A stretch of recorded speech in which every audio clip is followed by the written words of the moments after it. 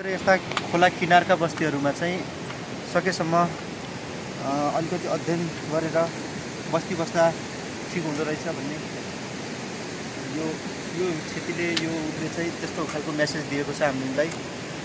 अब बन्ने संरचनाहरू, अब बन्ने बस्तीहरू चाहिँ पहिले पूर्वानुमान गरेर त्योभन्दा माथिको जियोलोजीको अध्ययन गरेर माथिका तालतलैयाहरू फुट्ने सम्भावना कति छ, के कति छ त्यसको अध्ययन गरेर चाहिँ बस्ती बस्दा राम्रो हुन्छ भन्ने कुराको पाठ हो यो।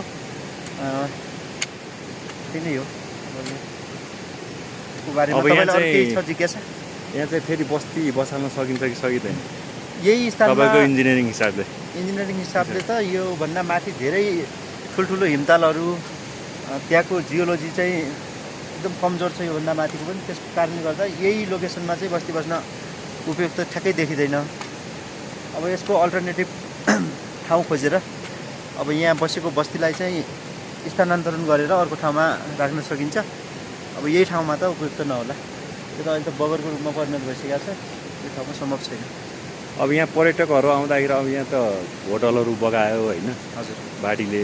अब यहाँ चाहिँ के छ व्यवस्था? यहाँ होटलहरू, खानपिन के छ? कता व्यवस्थापन गरेको छ के छ? यस्तो छ, यो पदमार्ग चाहिँ करिब 40 किलोमिटरको पदमार्ग हो। छेददेखि सुरु भएर छोरोल्पासम्म चाहिँ अहिले बनेको छ। त्योभन्दा माथि